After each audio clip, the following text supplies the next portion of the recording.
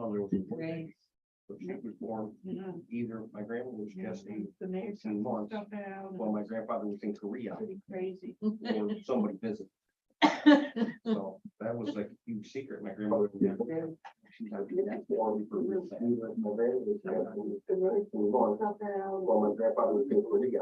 Well, it always gets quicker than I realized. That's a good one. Yeah. That's how we're going live. All right, we have like about 20 seconds, then you can go live. We changed the camera angle. I'm looking a little thick. There's some Photoshop thing. What's that thing the kids do? They put the thing on. The filter? Yeah, that filter, yeah. Filter that. Like the rabbit ears or? I think it's a color in my shirt. I think we're good. We're live. Are you live? Yeah. Okay, great. Welcome, everyone. This is the regular monthly board meeting for the Tioga County Industrial Development Agency.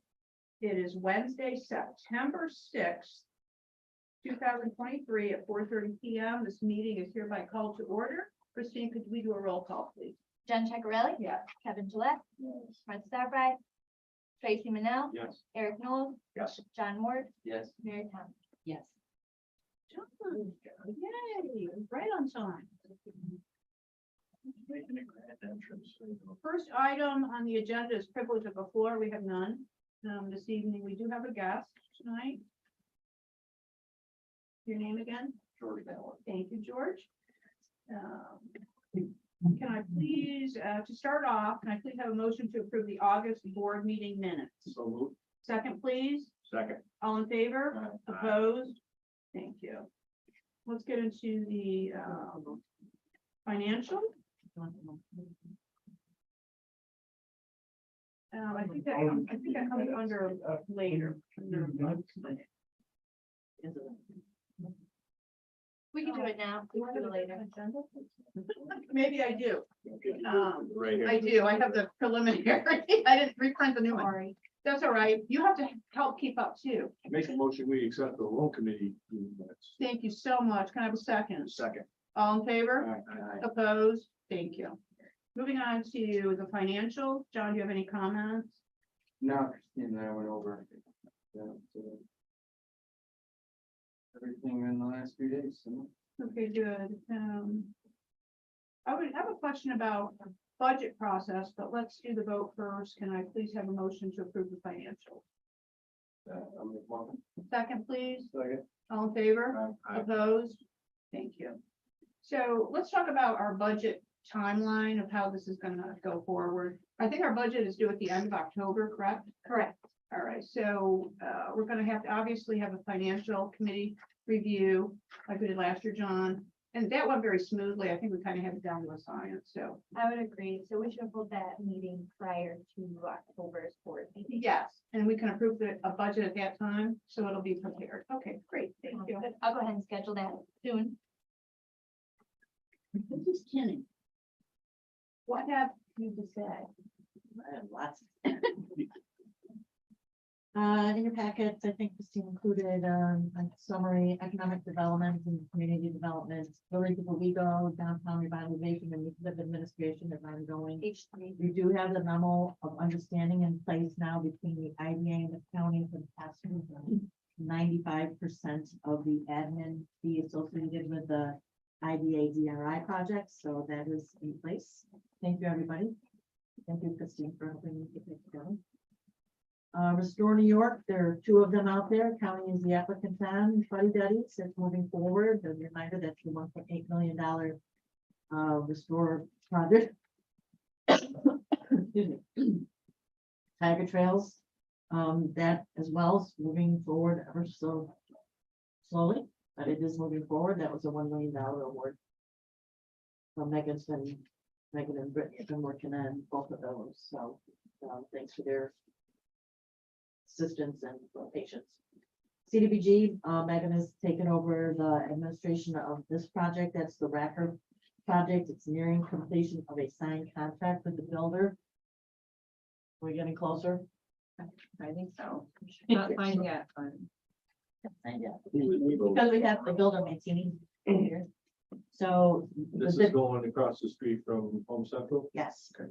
And it's particularly challenging because you have two federal sources. We have the CDBG source, and then we also have USDA funds involved in the project as well. And everybody's got to bless everything. So it's been challenging, and Megan's done a really good job. Keep up the good work. She's done a great job. Village of Waverly, New York Forward, local planning committee meets again on September 13th. We have word that there are 25 projects that have been submitted. We'll have a breakdown, summary of all that from the consultants by the end of this week. And then at the local planning committee meeting next week, we'll be reviewing all those projects and starting to go through the process of figuring out which ones will stay in and which ones might not quite make the cut. There will be a community engagement session on September 27th. The potential housing project in Waverly has been delayed until spring, the spring funding round. We're having a hard time connecting with the property owner, but we continue to try to make that happen. Town of Nichols, the broadband project is complete. I'm waiting for a final report from Southern Tier Network with absolute final numbers on that, but it's looking pretty good. About somewhere around over 300 people have signed up, available to over 800 residences and businesses in the town of Nichols. It really was a great project, and just waiting on the final numbers. The land bank, the discussion the land bank was having with the Liberty Street developers has been discontinued. They couldn't come to an agreement. So we're kind of back to the drawing table on that. Brittany's kind of figuring out what other possible options there might be there. I'm sure she'll come up with something that's she'll figure something out there in certain of it. Gander Main Street, final stages, post renovation testing is happening right now. Again, that's something that Megan has been managing. 81 North Avenue, that property has been purchased by the land bank, and a New York Main Street application has been made. So we'll hope to hear on that before the end of the year, whether that's going to be funded or not. And Brett and Megan have both been busy going out to do site visits on upcoming foreclosure properties. Workforce development, the talent supply joint meeting that Sean put together was well attended. I think he had some great partners at the table. So he as well is doing really great work. Continues to work with Spencer Bennett and Waverly on a career center partnership. What they're looking to do is place a career center staff person within the school 1 day a week. With both these schools.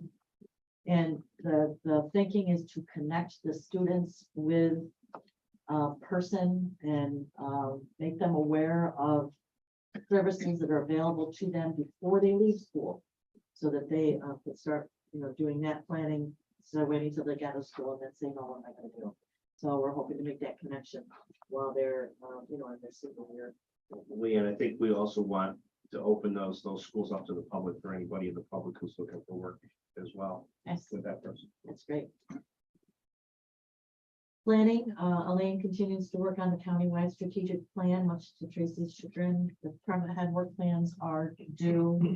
They've been requested due by, I believe, Friday of this week. So she continues to assist in putting that plan together.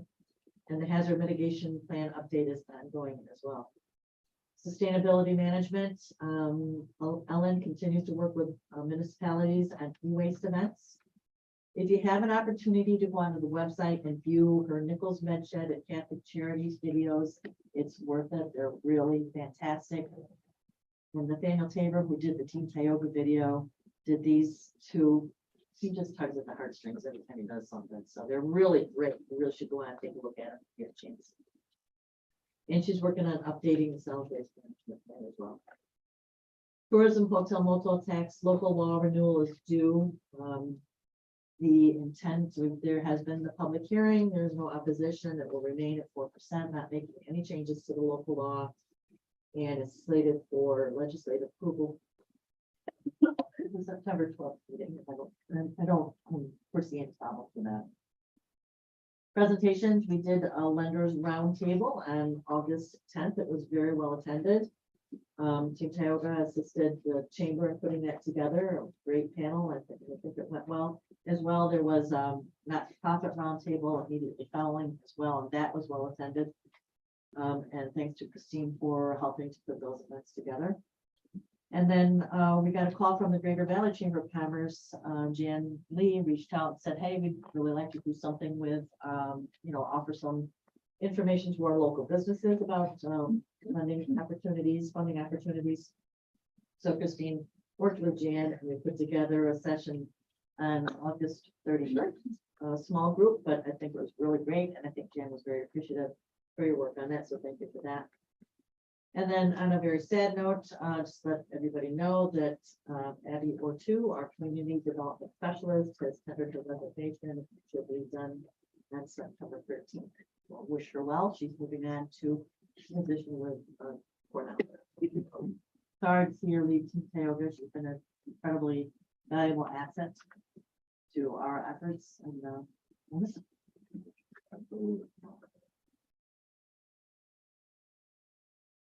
All right, moving on to new business, Christine. So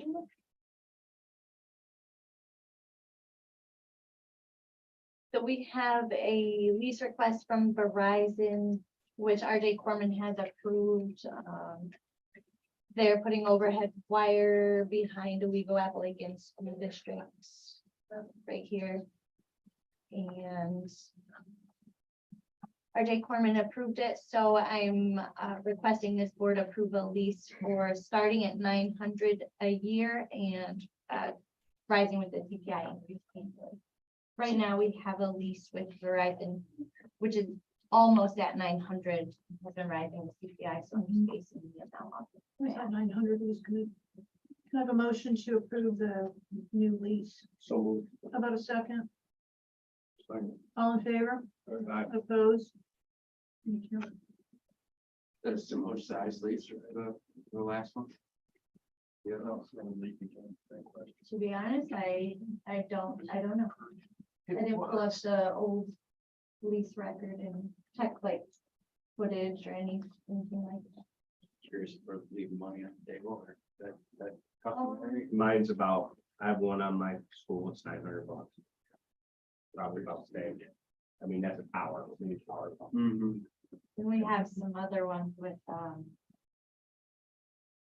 similar like the Green Light, Plexicon, First Light Fiber, anywhere from 230 to 900. So we're at the far end. Gotta be something pulled. You were doing. Yeah, they're just running fiber or whatever.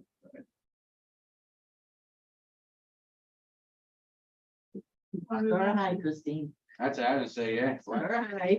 Star high, that's right. They complain, we can always. That's right. We go down to $8.99. They never ask us. Right. Really. Moving on to Sunny Solar, please. So you all have this packet right here. It's showing the resolution we're asking the board to pass. And the figures included in this resolution are detailed in the attached paperwork. So their sales tax exemption amount, they're requesting based on taxable items of 38 million plus is a state and local sales tax exemption of 3,077,211. Then we have the breakdown of those expenses here for you and what exactly they're spending that money on. Followed by the mortgage tax exemption, showing you the total mortgage amount above 33 million. That will be with one bank yet to be determined. And their mortgage tax exemption they're requesting is 0.25% of that figure, so it's 248,843. Okay. And then the large spreadsheet is showing you the same $10,000 per megawatt payment with a 2% increase is exactly what you approved prior. And the 100% taxation projection is updated with assuming 2024 as year one. And it's resulting in a total estimated real property tax abatement of $209,900.01. How many megawatts is that based on? 20. Right, but the taxable rate that we approved before. Full taxation was 10,000 per megawatt. I thought it was 10,000. Yeah, we did 10,000 per megawatt is what you approved. Previously, 'cause I thought I saw something in their revised application for a different rate. They had like scanned in some of the pages that didn't change, and then they had done the original, those are the other ones, and I thought that number looked like it was different. Let's pull it up because they didn't ever mention requesting a change to their. They said they wanted to increase sales tax exemption and to add the mortgage tax exemption. So we weren't looking at, had no discussion about that, so maybe we overlooked it. Do you happen to know what page maybe?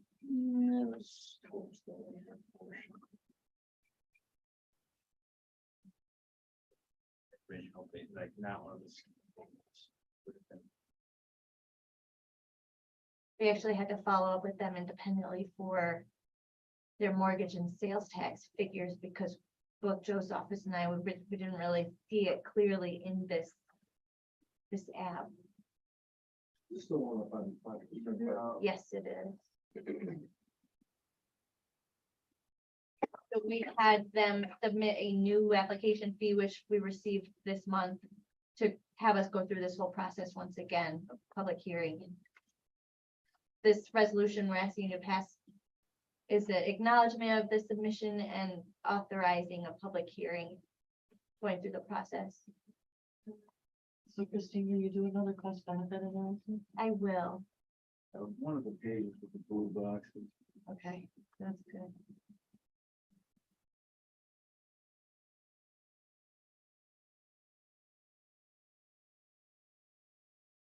There's only. Yeah, it might be very.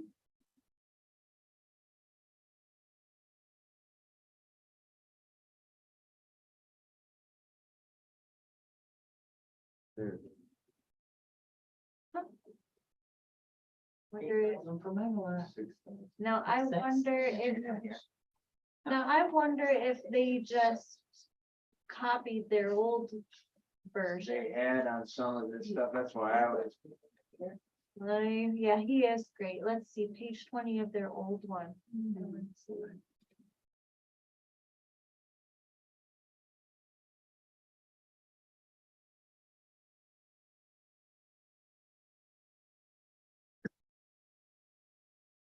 I'm just wondering if that was an oversight and they just copied their old, or if they're really intending to Oversight, trust me. ask for that.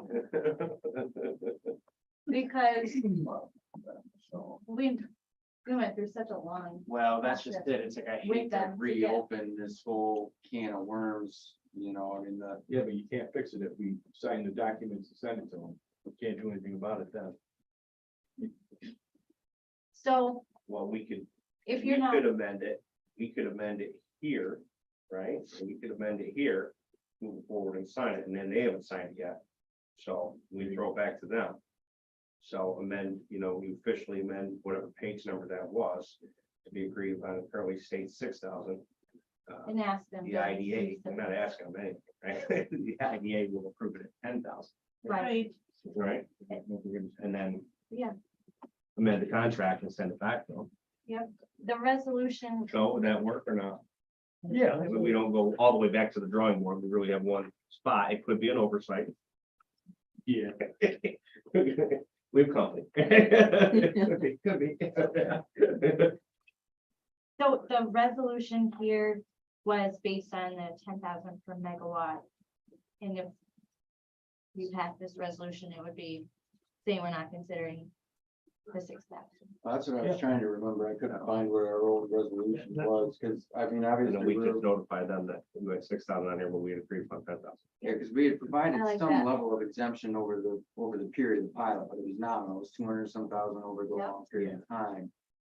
That's why I didn't think it started right at 10, because that's full taxation. Correct. No, we started at 10,000 prior and we were giving them because it's been 2 years since the projections based on the tax rates, the total exemption went down a little, but it's the same 10,000 megawatt as you approved prior.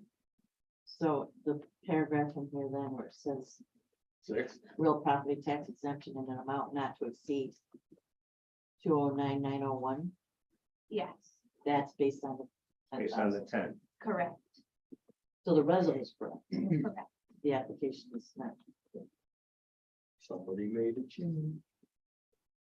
So I Tried would, to sneak one by us. So Because how do we John- proceed? Christine, what do you want to do? Well, Wait. yeah, approved this. Well, we need to caught on here too, or It's, Yeah, this is 10. Yeah, this is fine. This is, we're proving what we have said. Town's, point is on the on their application. application was, Yeah. and it was different from what we had. So the application is the ask. well, Yeah, that's the ask. I mean, This it's is the the- Okay. buckets of mortgage tax, but I assume they get exemption on both, it's special and. Mortgage recording tax, Christine, is 0.75% of the property. Oh, it's 3/4, sorry if I did So 3/4 for the math, so that's, sorry, I put this together last minute, it should say 3/4. Thank you so much, But is our number correct? yeah. it is. Martha It is. What? So no. So here's, is it Yeah, right? well, Yes, thank you so much. it's okay. We're happy to have you here. So here's their original application submission. It looks the same, so either way, we'll have a conversation with them, and let them know where the board stands on 10,000. But it might just be a oversight. What's the deviation check? That means Deviation was asked to get to 6. deviation was, standard would be a 10-year pilot. So because they're going above 10 years, they had to check deviation. Motion to approve the resolution on the table. I'm looking at Joe. Feel comfortable with this Oh, resolution? absolutely. So moved. Second. Thank you. All in favor? Opposed? Always looking for the one. Got an old blank. Yeah, right. Written the way we want it. Joe so there you said- go. So how will that go then? Will, Spit it out, woman. will she have to go back to the school and the town to present, to get their okay, like we usually do? Do we need to do that? So you're gonna do a new cost benefit analysis? You take and present to the school and to the town and let them know what the change is? before the I mean, I public would hearing? let them know, but we don't get their approval. Okay, Really, the They don't implication have on them is really not really the new parts of this are don't impact them. Correct. Right. I wouldn't mind though, if you can dig it up, just finding that old map, just because I mean, Oh, yeah. I hate to beat a dead horse, Oh, yeah. we killed this thing. I still have it. I'll send it to everybody. All I know is these guys are crazy going across from my brother. You got bigger issues than we think. I'll send you old and the new. You got guns. What's next? Next up, we have loan committee report. So the He retreat, thank you all for being so quick in responding and giving your approval by email vote to revise that disbursement to both IRP and RBAC. Originally, it was to be one IRP loan for 162,500.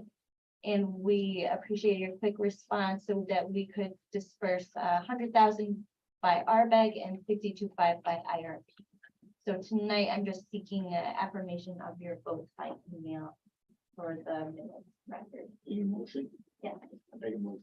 I'll have a second. Second. All in favor? Aye. Thanks so much.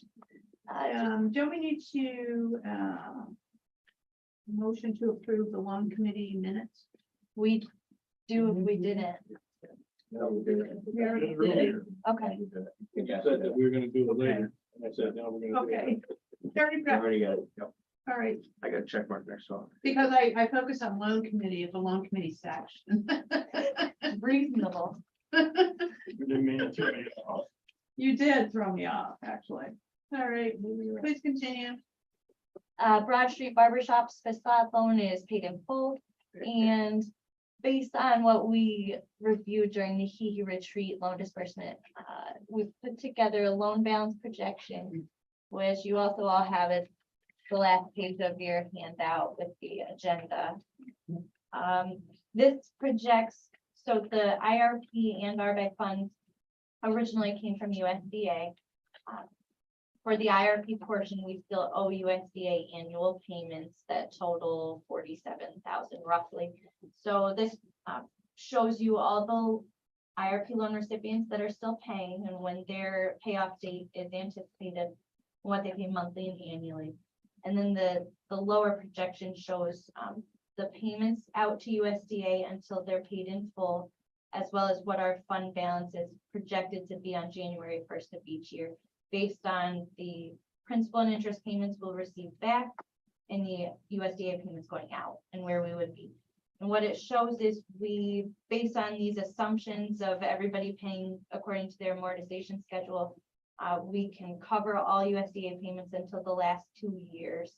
In 2038 and 39, we would be short that 9,500 and 2,700 roughly.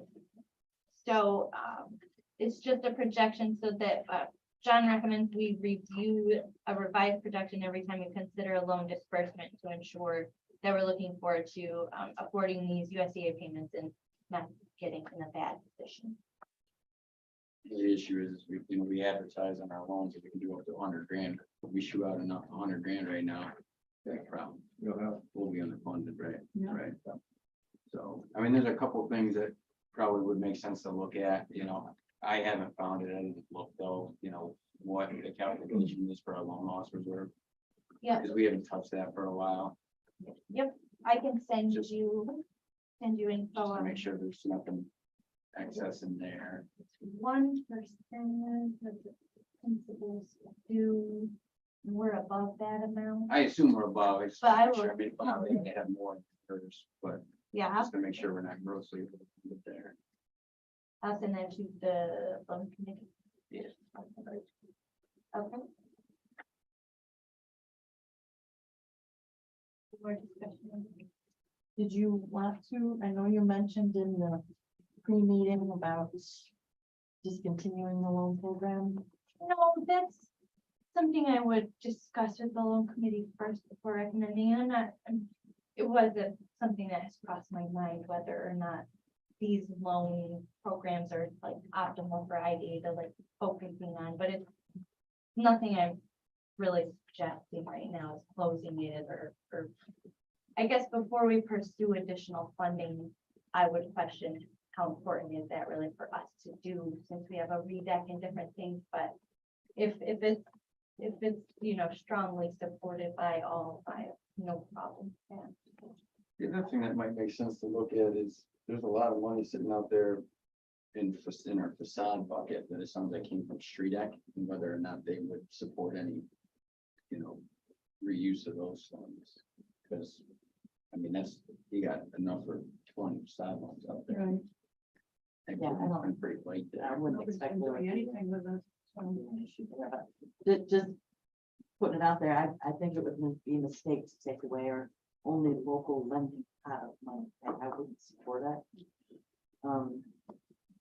And particularly right now with the lending climate out there right now with bank rates on the rise, it makes this program, I know it's strong for a while, but that was largely due to the fact that we could get bank funding easy, and the lower rates. Yeah.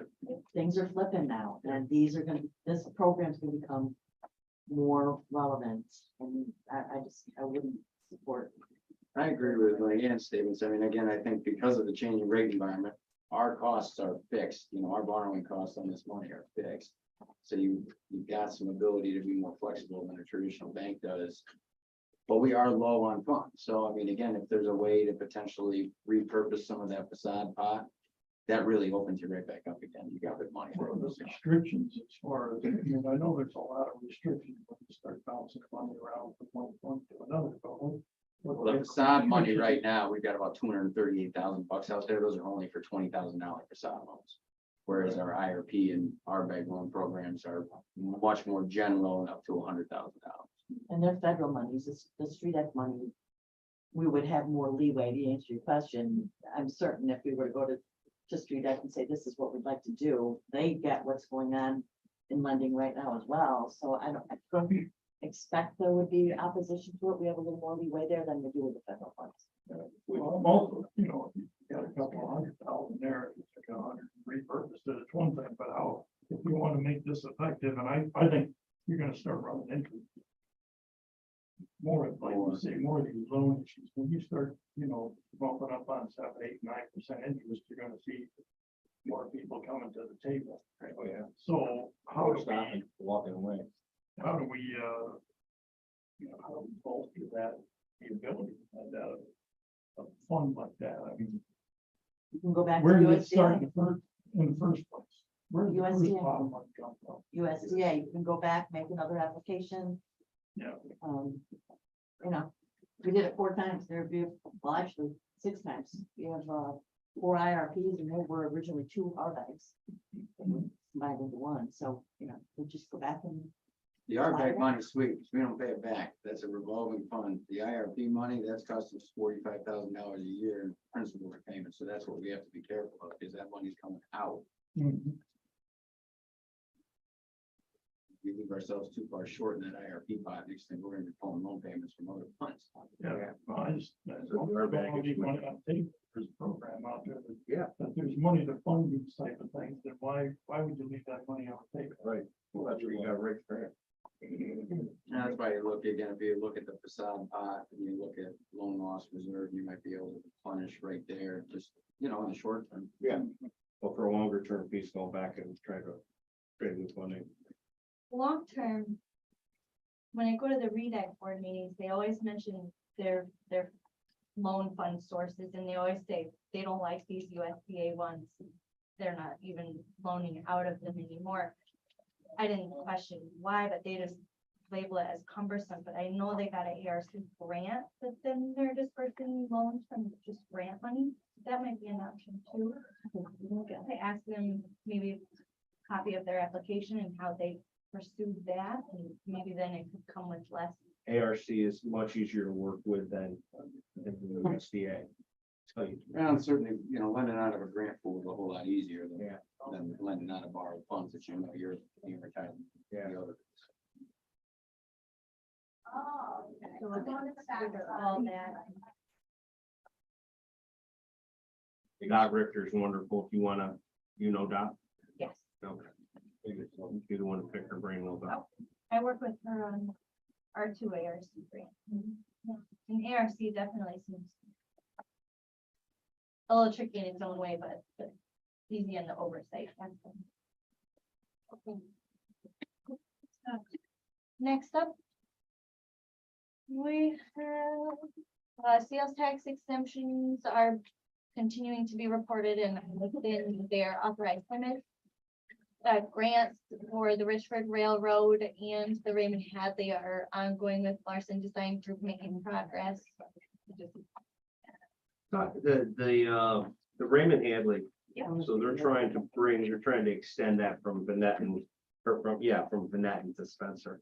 Yeah, that's one of the things being investigated and the most likely, I suppose. I would think, I mean, we have a lot of ways to. It is a long. That's up on the other side up by that little factory. In the study, we asked them to consider alternatives, like an independent system, and really look at what is useful. Question. Because they're in trouble, they might have to move that plant if they can't get water, right? Or stop expanding and growing, which certainly isn't what they want. Yeah, it's Yeah, definitely a problem for them. And then they've checked in with me on, you know, when do we expect this report to be finished? Can we have a copy? They seem really urgent and hopeful to really get something done about it. Was that Gianni or Jacinto? Just until I was. Jacinto? Wonder they haven't thrown a pipe over there in that pond to draw the water out of it. I don't know how that's gonna test it. Yeah, So Yeah. part of this study will look into what the cost would be to the town of Van Ness and their water users, like what would the direct impact of cost be to them, so that they could consider that by their own public hearings, et cetera. Yeah, and are they gonna take so much water that they don't have enough to that? that's what I'm just. They have plenty of capacity according to initial meetings we had. They have a lot of water there. You've never been involved with fire departments, especially that. No. Just, okay, it's gonna be interesting. Yeah, I haven't heard of fire coming up. I know they said they have plenty of capacity. They're worried about the cost to their We users. have a ton of experience with water tanks now. Too soon, too soon. I held it for Oh, bad joke. Well, that's why, that's a neat, I mean, that's a huge thing for that community. 'Cause it'll be the politics of it, right, Leanne? Yep. They're gonna be the hard part. Well, what's the impact Crossing moving municipalities. water at that distance? What's the impact to other real estate between the two points? Yeah. You know, that's always been an issue. I mean, even on 434, go out and look at real estate, it's, you know, the gas stops here and there's no municipal water there and there's no sewer here. Spotty. So when you started saying that, I mean, that's the selling point, really. It's not just that one individual. Again, it's. Well, yeah, and then all the people in between are gonna be like, well, how come I can't? Well, why don't you get me? Well, that's what I'm That's saying. It might be the more some you- benefit all the way down the line. And that's where I the school don't district, know, I don't know the area well enough. to talk school about district could be a player. Yeah. You go right by that school. We'll go by both of them. Now, let's talk about, there would be perhaps opt-in or out options. Then there's different ways. They might be required to pay toward it, but still opt out and keep their well. I guess where citizens might get riled up. Oh, yeah, if you make them pay for water and they don't use it, yeah, they might get hard out. Neighborhood needs real hard on. The people up there, you don't want it. I survived it for 11 years, yeah, I'm telling you. Weston's still there. Oh, yeah, Dale's still up there on the hill. So as you get into politics of that more, that might be something that, you know what I mean, we know a lot of those people. So, Okay, and the school district could be a player in there, and Barbara's great, okay, so as long as she understands what she. trying to Sign it help up for. with. Yeah, yeah, okay. Well, that'll be interesting when we get there. yeah. See if they can design it, and then see if we can get it passed. All right. So the ARC Penn Buildings grant, which is covering half of our engineering design plan and cost estimate for the two 40,000 square foot buildings. We submitted the application using Larson Designs Group's proposal. That is what the cost of the approved grant considered. ARC wanted us to get more proposals for their procurement policy, although ours did not require it because it's professional services. So I went ahead, I got Hunt, Fag, and Delta all submitted proposals, which happened to come in above Larson Designs Group original price. So I'm requesting the board authorize we proceed with Larson Design Group as the lowest bid. They all come in substantially on it. We did. Sometimes the wording, things, it's a little more difficult than compare apples. Had time to review that, look at them. They were really well done. The only one that was, I mean, Delta was like a marketing piece. It was. Yeah. It really was. I mean, they, I This much was about what the. was like, what's going on? I mean, It's really swanky, I know. unless you read the RFP, you're like, what is this? It was very fancy, yep. Martian. Perfect. How about a second? So, All in favor? I, Opposed? surprised you got it. Thank you. That's done. Well, Tim Steed's pretty great from. What else you got, Christine? Really sharp. Yeah. It's more good guy. The only other thing to report on regular session is regarding the water tank ESD grant reimbursement, which I had reported we expected to receive by August 19th. I'm working with Tammy at ESD. She said she had to wait until that 90-day period was up to check on a status update since we didn't receive the money. She looked into it for me. She said, we have been assigned a new auditor who's just being a little extra detailed on the review and Like everything else in that water, sounds like, yeah, look at you when he make eye contact. so Where's Aaron? Aaron. So they asked for a few more documents. I submitted those. I talked to Tammy on the phone today. She really said this is just a new auditor being a little extra detailed and then we'll get through it. Being all over again. Working on that. Interestingly, that they don't provide any feedback in that first 90 days or resolved by now, you would think, so. We'll get it. And that's all I have. Good. Christine, if they go back on this, these are the calculations here. For the Montrose. Yeah. So we were, I remember now, they reissued a new way of assessment in the middle of this whole process. Exactly. So we went with full assessment on the old means of assessment, which is the $200 and some thousand reduction from the new means of assessment. The assessed value here under assessment showing 4.375 million is their projected assessed value Based on the based on real spreadsheets. property department, based on the new valuation. Right, method. right. And it was, if I pull up the old version, it was 5 million plus. So that's. is And I'll that the pull it up number that's right in now. our- Yeah, so that's the number that's in here. So, okay, so you don't have to worry about sending them. Okay, all right. Yeah, it was, if you're good on this. No, I'm good with that. It's because it's right in the bottom right-hand corner where that came from. Yeah, it's showing that 4.492 plus would be their 100% taxation value. And then their total pilot payments 4,282. So we're not offering or considering a large property tax abatement, just over 200,000. And that's all for Becky. I have a couple personnel items for executive session. I would like to ask Megan, you're excused, and you don't have to come back. We'll keep it posted. Christine and Leanne, I would ask you to leave for executive.